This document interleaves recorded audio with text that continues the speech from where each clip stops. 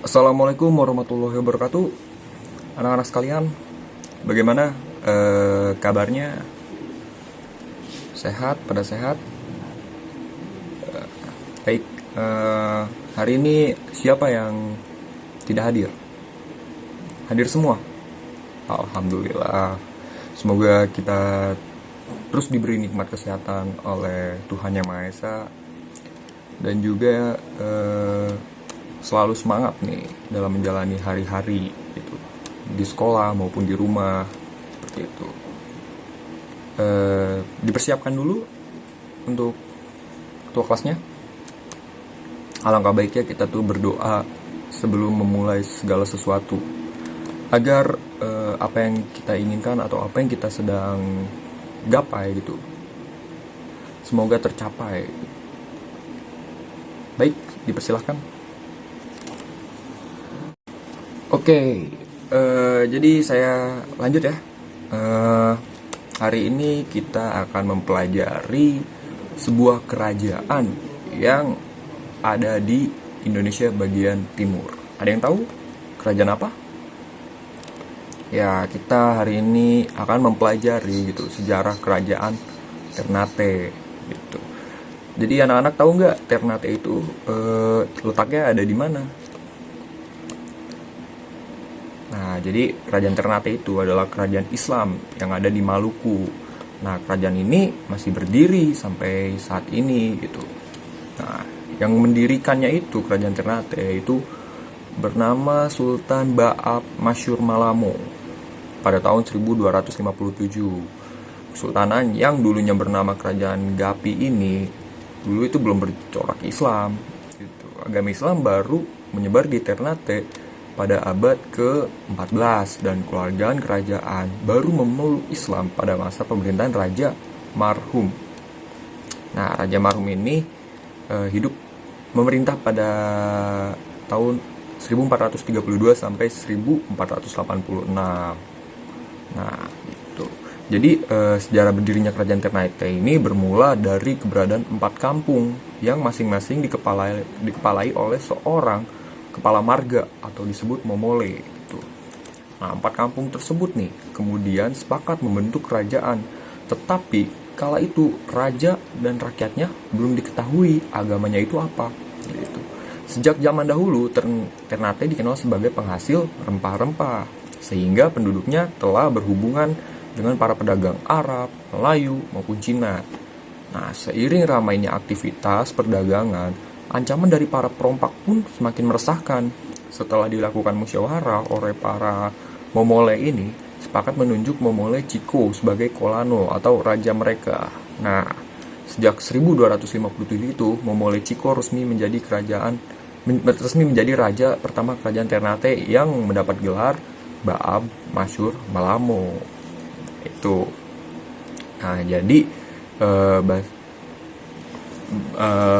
Baab Masyur Malamo ini resmi nih jadi raja pertamanya. Nah, jadi kita sekarang masuknya Islam ke Ternate. Jadi agama Islam mulai disebarkan di Ternate pada abad ke-14 nih. Sedangkan keluarga kerajaan baru secara resmi memeluk Islam pada masa pemerintahan Kolano Marhum pada tahun 1432 sampai 1486 tuh masa pemerintahannya Kolano Marhum.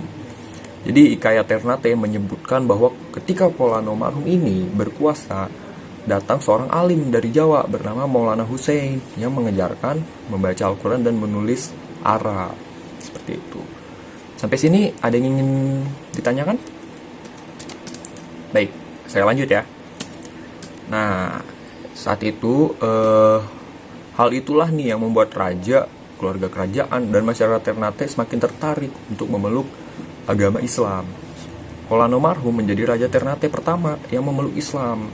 Nah, sedangkan putranya nih ada bernama Zainal Abidin yang berkuasa itu sekitar antara 1486 sampai 1500. Mulai memberlakukan nih hukum-hukum Islam.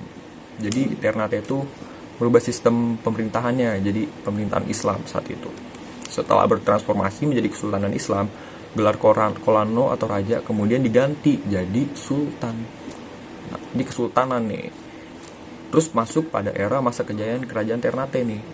pada abad ke-15, kerajaan Ternate mengalami perkembangan pesat nih, terutama di bidang perdagangan dan pelayaran berkat kekayaan rempah-rempahnya. Akan tetapi, kestabilan kerajaan sempat terancam ketika bangsa Portugis mulai menginjak ke tanah Ternate di penjajahan pertama oleh Portugis.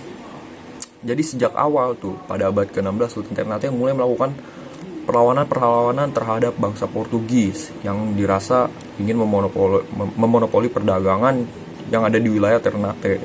Terlebih lagi, Portugis datang mendirikan benteng yang diberi nama Benteng Sao Paulo di Ternate. Setelah peperangan selama beberapa tahun nih, bangsa Portugis baru dapat dikalahkan dan diusir pada tahun 1577 Masehi ketika Sultan Bahabulor berkuasa. Seperti itu. Jadi kemenangan Ternate atas Portugis ini tercatat sebagai kemenangan pertama putra Nusantara tuh, lawan kekuatan Barat. Jadi Ternate ini yang paling pertama gitu. Jadi selain itu, Sultan Bahabulor ini juga mengantarkan kerajaan Ternate menuju puncak kejayaannya. Di bawah pemerintahan Sultan Bahabulor nih, wilayah kekuasaan kerajaan Ternate membentang dari Maluku, Sulawesi Utara, Sulawesi Timur, Sulawesi Tengah, bahkan sampai masuk ke wilayah Filipina dan juga Kepulauan Marshall yang ada di Pasifik. Nah, pulau-pulau tersebut itu pulau-pulau yang berpenghuni semua tuh. Jadi Bahabulor mendapat julukan nih dari hasil kerjanya tersebut.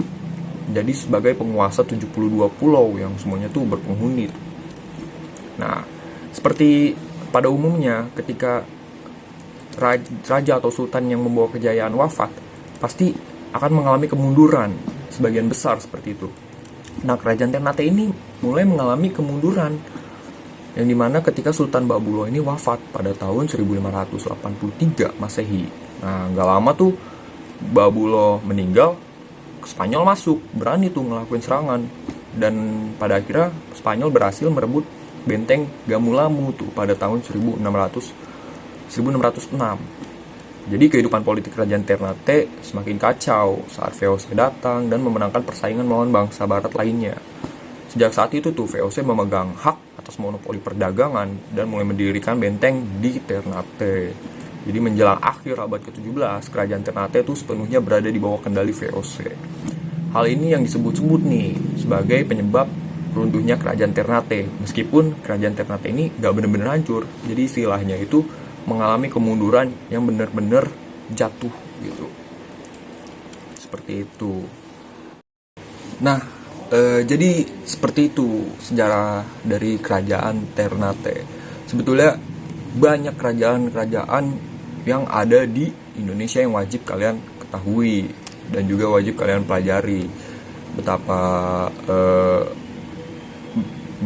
kayanya gitu negara kita ini, dimana dari berbagai pulau itu menghasilkan berbagai rempah-rempah, hasil bumi, dan juga berdiri sebuah kerajaan-kerajaan yang dimana tuh memiliki kejayaannya masing-masing, seperti itu.